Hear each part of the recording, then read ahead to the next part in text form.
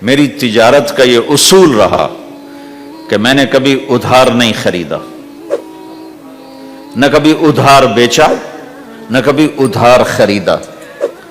جو خریدے بھی ادھار اور بیچے بھی ادھار، اسے نیند کہاں آئے گی؟ دینے والے دیتے نہیں، لینے والے سر پہ کھڑے ہوتے۔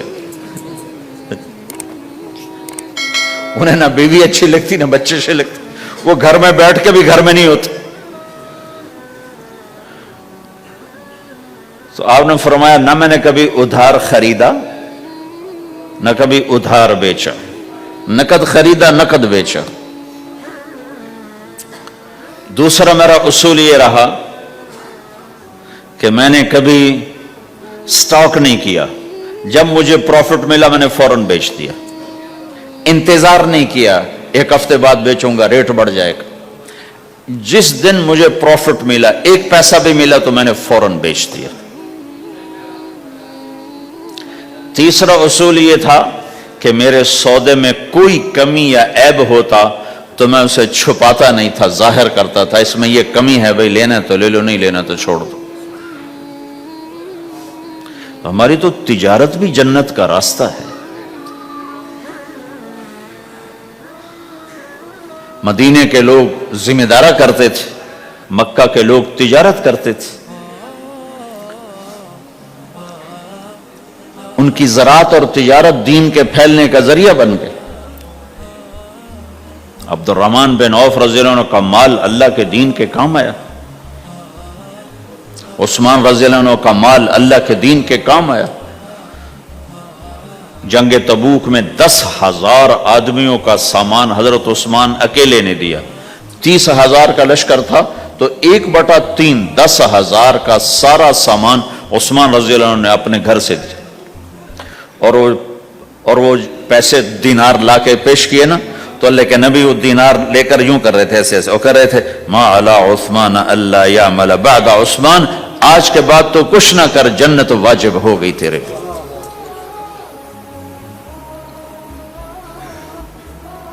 تو بھائیو، ہمارا دین صرف ہمیں عبادت نہیں بتاتا، بازار کی زندگی بتاتا ہے کہ مسلمان بازار میں کیسے ہوتا ہے۔ کسی کے ہاں ملازم ہے تو اس کی نوکری کیسی ہوتی ہے، اس کی دیانت کیسی ہوتی ہے، اس کا بول کیسا ہوتا ہے۔ وہ پیسے پہ قربان نہیں ہوتا، وہ پیسے کو ایمان پہ قربان کرتا ہے۔ تو آپ کی تجارت بھی دین کے پھیلنے کا ذریعہ بنے گی۔ کہا یا رسول اللہ، مسلمان جھوٹ بول سکتا ہے؟ ہم نے کہا جھوٹ نہیں بول سکتا۔ آپ نے فرمایا میں اپنے امت میں ہر عیب کی توقع رکھتا ہوں کہ میرا امتی ہر گناہ کر سکتا ہے لیکن 2 کام نہیں کر سکے گا اگر وہ میرا امتی ہے، ایک جھوٹ کبھی نہیں بولے گا، ایک دھوکہ کبھی نہیں دے گا۔ اور یہ دونوں کام ہمارے پورے عروج پر ہیں۔ تو مسلمان دھوکہ نہیں دیتا کسی کو، مسلمان جھوٹ نہیں بولتا۔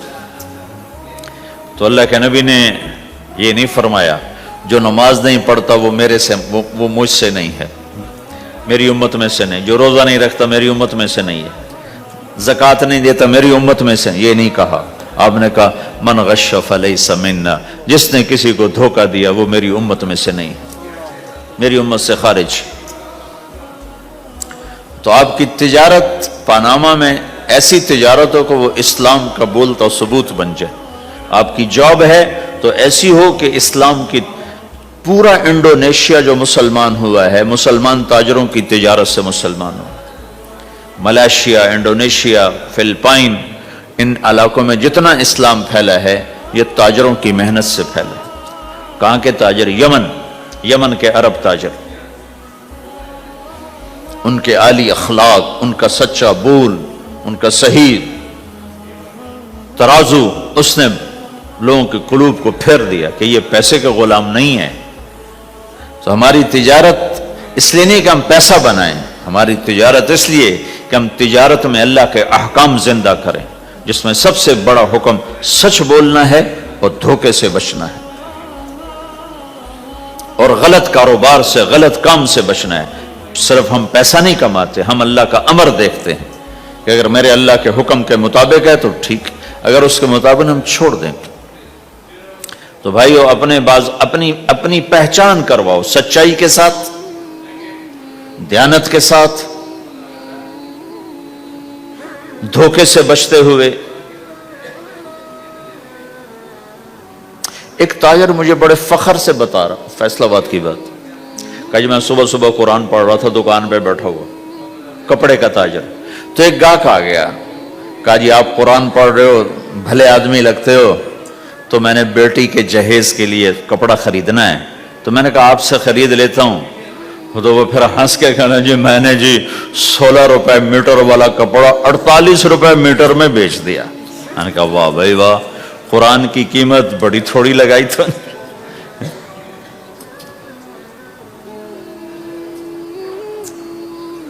ہائے ہائے ہائے ہائے، اس کو شرم بھی نہیں آ رہی اس بات پر، احساس ہی کوئی نہیں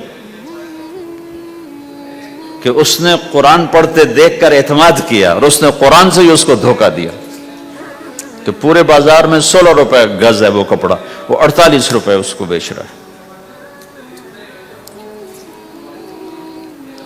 اگر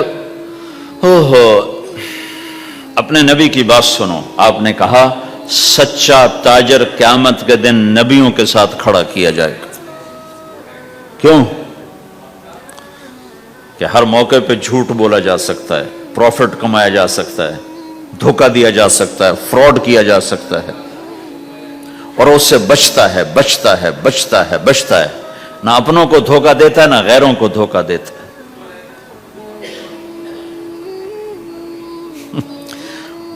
جب انگریز کا دور تھا تو وہ ایک دلی میں ایک جیب کترا تھا، جیب کاٹنے والا، تو وہ یہ سکھایا کرتا تھا لڑکوں کو، پھر ان کو بھیجتا تھا، تو اس کا ایک چیلا شام کو صرف 2 روپے لے کر آیا، 2 روپے لے کر، تو اس نے کہا بے وقوف آج سارے دن کی کمائی 2 روپے؟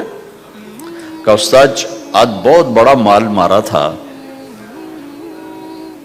لیکن میں نے دیکھا تو وہ ایک گورا تھا، انگریز تھا، تو مجھے خیال آیا اگر قیامت کا دن عیسیٰ علیہ السلام نے میرے نبی کو گلہ دے دیا کہ تیرے امتی نے میرے امتی کی جیب کاٹی تھی، تو میں اپنے نبی کو کیا جواب دوں گا؟ تو میں نے جا کر اس کو واپس کر دیا، ابھی اپنے کے کھسکا کے لایا ہوں 2 روپے۔ تو پچھلے زمانے کے تو چور بھی ایسے خوددار ہوتے تھے، اب تو نمازی ایسے غیرت کہاں پھینک کے آ گئے ہیں، ماتھے پہ محراب ہوتا ہے اور دھوکے میں سب سے اول ہوتے۔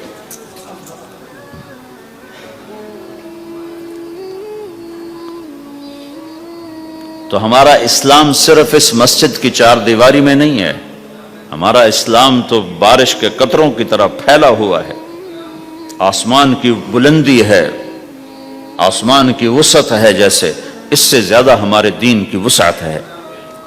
تو آپ کسی دفتر میں ہو یا اپنے کاروبار میں ہو تو اس میں بھی اللہ کے نبی نے آپ کو طریقہ بتایا ہے۔